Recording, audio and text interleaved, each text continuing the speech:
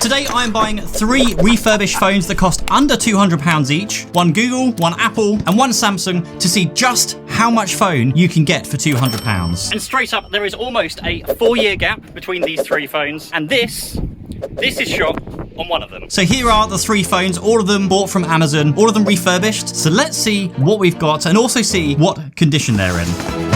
So first up we have the Google Pixel 5a. Let's just check the condition quickly. So in terms of condition, pretty good. So this I think was excellent condition on Amazon's refurbished store, and you can't really see much wrong with it, to be fair. There's no real, there's the general blemishes from day-to-day uses, but there's no scratches. Screen looks pretty damn good. No scratches on the camera either, which is even more impressive. So let's just switch it on. So this is a 2021 128 gig Google Pixel 5a, and this one came in the color called, I think it's mostly black. Love their color names. So it's got a Snapdragon 765G processor in this. It's a 6.34 inch OLED screen, 6 gig of memory. There's a 12.2 megapixel main camera and also a 16 megapixel ultra wide, which is really cool. Oh, and it has something that I think is really cool, but the fingerprint sensor is actually on the back of the phone rather than it being on the front of it. It is pretty much dead in terms of battery, so we won't be too long here. Now, it's got 18 watts wired charging. There is no wireless charging on this, but it was released in 2021. It is 5G compatible as well, and it has software updates up until August 2024 and a 1-year Amazon warranty. So I think for £200, I think this is a really solid choice. Like, it's got the Pixel camera system, which is one of the best that you can buy. Honestly, I love the Pixel cameras, but that's not all we were able to buy today. So next up in the same box, it seems, is the Samsung Galaxy A52. Oh, I love that color. That is such a nice color. Let me just check first of all what kind of condition it is in. Well, this one interestingly has plastic around the edges. Is that because it's trying to hide something, or is that because they've genuinely repackaged it? Screen looks fine. No issues from what I can see. Still, I mean, it's still shiny, but you can just tell that it's not a brand new, just out of the box phone. But I mean, there's a couple of spots on the back of it, but you can barely see that, and I think that's going to polish off with the cloth anyway. Cameras themselves look good. No real marks I can see on the camera. So this is 53% charged. That's a good start. This is the A52, which is also from 2021. It's also 5G. It also does have 128 gigs of storage, but this also has, yes, it does have a micro SD card. So you can actually expand the storage up to 1 extra terabytes of storage just by plugging in your own micro SD card. This is something you just don't seem to get anymore on flagship phones. I don't quite understand why, other than perhaps because they want to sell you more storage, which kind of makes sense, I guess. Okay, this is apparently called Awesome Violet, which is quite a cool name, I guess, similar to the Google Pixel. Weirdly, also, this, was it almost black? Was it for the Pixel? It's looking more green in the, now it's kind of sat on my desk, but anyway, has a slightly bigger display than the Google Pixel 5a, and it also has a underscreen fingerprint reader versus the rear fingerprint reader we get on the Pixel 5a. Now, also we have 4 cameras on the back, which is insane. Again, for a sub £200 phone, we've got a 64 megapixel wide, 12 megapixel ultra wide, 5 megapixel macro, and 5 megapixel depth camera. I guess that's just so it can shoot portrait photos, you know, with the blurry backgrounds. And the front-facing camera is 32 megapixels. That's nuts. Like, most front-facing cameras are 8 or 12 megapixels, I think. So that's pretty impressive. And we do also get, for the first time in the video today, 120 hertz on the screen here. That's really, really nice. Okay, so that is Google, that is Samsung. Let's see what Apple has got. So this is the, charging cable included, iPhone X. Is it X? Is it 10? Nobody knows. But this is the best we could get for £200. We were so close to getting the XS, which was just £10 or £20 more expensive than this one, but rules are rules. So this is the iPhone X. It has definitely seen better days. Wow, okay. Now this is the same, supposedly the same condition as the other 2 phones out there, but maybe it's the material it's made out of, but you can definitely see, hopefully you can see that in the camera now, the metal rails around the edges are absolutely trashed. I mean, that's had some use, and I'm pretty sure that's a long way from being polished out. This phone has had some use, that's for sure. In terms of the screen though, Screen is looking, there's certainly no obvious scratches on the screen. On the back, difficult to tell because it's just so white, but I mean, it's glass white. On the back, again, no real issues. And the cameras look fine. It's literally just these rails around the edge that just makes the phone look grubby. So this is the iPhone X or 10. It has 64 gig of storage, so half of what we got for the other two. Also turns on, very, very good thing. There's also a 5.8 inch Retina display, and it's also got 3D touch, which is a feature I absolutely love. So when you push on something, you can actually push a little bit further to do something else, which is pretty cool. And guess which year this phone came out? Guess. Down in the comments, down below, without Googling it. 2017. Now, for comparison, the Samsung Galaxy A52 came out in March of 2021, which is the same year the iPhone 13 was released. So there is almost a 4-year difference between the iPhone compared to these Pixel and Galaxy phones.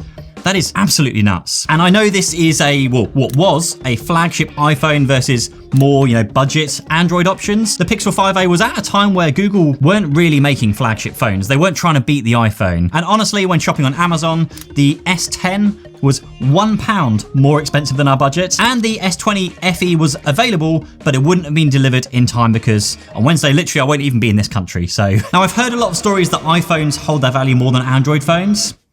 Is that true? I don't know, let me know. So the iPhone has a full charge, good. It's also got Face ID, so of course you get the big old notch up the top here. Now I think this was the first iPhone to ditch the Touch ID button down the bottom. You also do get wireless charging. Wait, does the 4-year-old iPhone have something that the newer Android phones don't have? Shit. Now, excusing the whole Animoji thing which Apple launched alongside this phone, which was just, what even was that about? I don't know anybody who's used Animojis, ever. And for cameras, we also have a dual 12 megapixel, we've got a wide and a 2x telecamera on here. But I want to see how these phones actually perform, so let's get them all set up, updated, and fully charge them so we can take them out for a bit of fun. I love my job, most of the times. So we are now on day 2. Next day, all the phones are fully charged, 25 degrees Celsius, I might add. Today we're gonna go and take some photos, take some videos, and it's gonna be interesting because we get to see what they can actually do in fairly harsh lighting conditions. The sun's out, pure blue sky, and it's really nice. Honestly, look how lovely this is. The phones took quite a while to update. So honestly, I thought the Pixel was gonna take the longest to update, and it did take like 2 hours. And oh, God, the only thing I didn't like here is how long it literally takes to install updates on the Pixel. I've forgotten how boring and slow this bit can be. But after the Pixel finished, I went back to pick up the Samsung Galaxy phone and realised that, yes, whilst the software update had finished installing, there was another update. And so I installed that update, and then there was another update, and another update, and another update. And there was so many updates that it took us up until midnight to get all of them installed, whereas the iPhone came with the updates in the box, so I didn't have to do anything to the iPhone. Whilst these are all old and they're all used phones, they're actually all still getting software updates. Now the Pixel 5a will go until August 2024.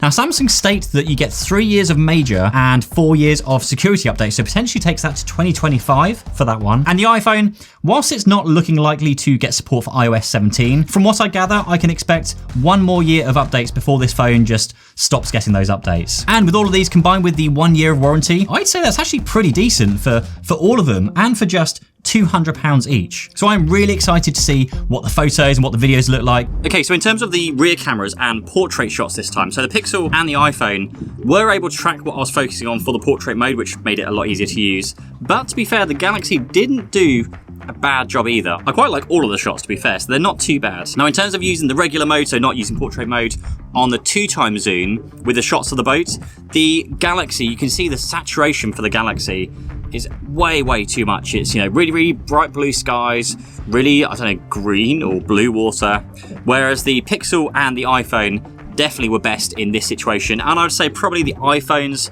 the most accurate compared to what my eyes were seeing at the time. Whereas in the one-time shot I took of my Pixel Fold, which was on the table right here, the iPhone and the Pixel, again, were more accurate, I would say. But strangely, I actually prefer the shot that the Galaxy took here. Yeah, it's too saturated. Yeah, I know the detail and the colours are just kind of way too much. But I actually prefer the exposure and the colours on the Pixel phone itself. The detail on the table just looks really nice. So weirdly, I prefer the Galaxy shots over the Pixel and the iPhone, in this instance at least. But of course, getting on to video quality now. Now in terms of the rear cameras, now when we were coming out here on the boat and I had the cameras kind of sat in the corner here filming me driving the boat, there was a lot of jitter that you can see on the Galaxy. There's obviously no stabilization on the phone whatsoever. The Pixel, however, was super smooth, like really buttery smooth video footage.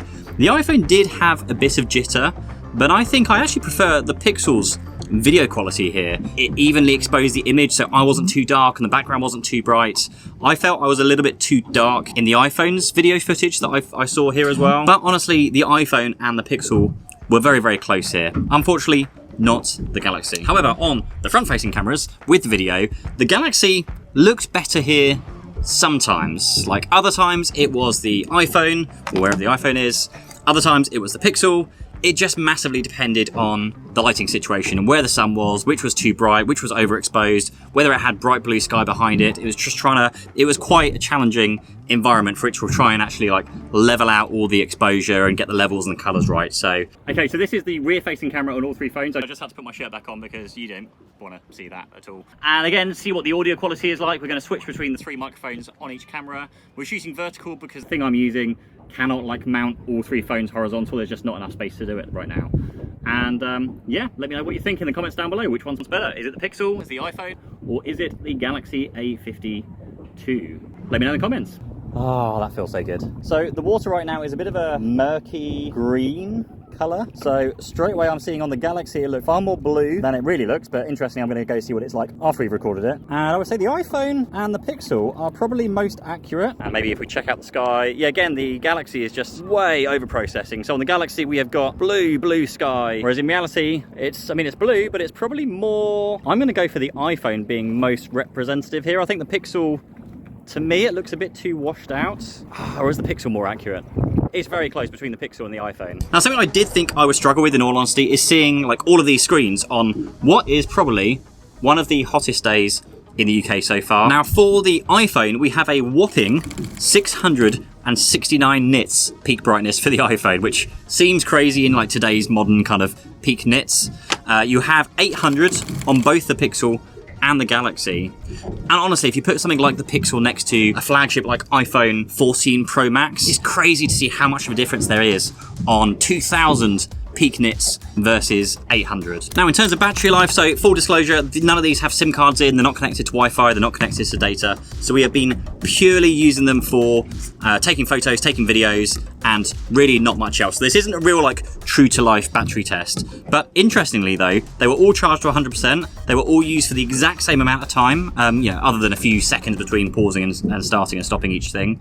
We are down to 80% on the Galaxy, to 76% on the iPhone, and on the Pixel, we are only down to 87%. So actually, again, with all those caveats of not using them properly as proper phones with data SIM cards and phone calls and text messages and all those kind of things, the Pixel has actually done a blindingly good job here today. And I would say also that this is one of the front runners here for the best of the 3 phones. By the way, I've had an absolute blast making this sort of video for the channel. I know it's not one of our usual types of videos, but honestly, if you did enjoy this video, can you click the like button and subscribe down below? Because I just want to know if this is something you'd like to see a lot more of. I know this isn't like a typical tech review, it's not the latest or the greatest, but I had quite a lot of fun today. So yeah, I'd love to know if you actually want to see more of these types of videos on the channel. Honestly, I am really shocked that you can spend just £200 on a phone like this and get a pretty damn good experience regardless of which ecosystem you're in, whether it's the Apple ecosystem or the Android ecosystem. And it's almost been normalized that you spend like £1,000 on a phone. And actually, even with foldables now, it's been normalized that you should spend closer to £2,000 on a single phone, which is absolutely insane. Just £200. You could buy 9 of these phones for the cost of just one foldable phone. How crazy is that? A few extra comments here just to address some concerns. So the Galaxy A52, honestly, it would have been better if we got the S20 as a more of a decent comparison between these 2 other phones. But the S20 was a few more pounds when I was first looking for it, and the delivery wouldn't have arrived in time. But yeah, this isn't a bad phone. It's just a bit slow. So if you could stretch the extra few pounds or dollars, I would definitely get the S20 instead of the A52 series phones. I think the A series is what, certainly is one of their more budget series phones, but yeah, quite slow in comparison. Also, love 3D touch on the iPhone. Wish they bring that back. It just means you can just push that little bit extra to open the camera. So for example, you could just hold your finger on the camera button and it doesn't actually open it unless you actually push and like push down hard. So that's a really cool feature. And something else I did notice, again, this is the whole kind of Amazon renewed, recycled type things, that the Galaxy phone, there is, now I'm out in the sunshine, there is definitely some scratching on the screen. There isn't Thankfully, any scratches on the iPhone or the Pixel screens just seems to be on the Galaxy screen. So seems to be a bit of a mixed bag in terms of the quality that you get from Amazon Renewed. But honestly, for either of these three phones, I would be happy to have, you know, either, certainly the iPhone, I think that's a really comfortable form factor. It's actually more comfortable than my iPhone 14 to hold. It's just a nicer size. And actually the Pixel 5, which is interesting because I tested the Pixel 5a, I think, as one of the first phones, one of the first Android phones that I tried on this channel. And it's really, I think it was the Pixel 4a that set off this whole like lifelong iPhone user switches to Android. So this holds a bit of a special place in my heart. And now coming back to it after 3-4 years, it's actually not that bad. To be fair, I was probably overly harsh on it in my original review.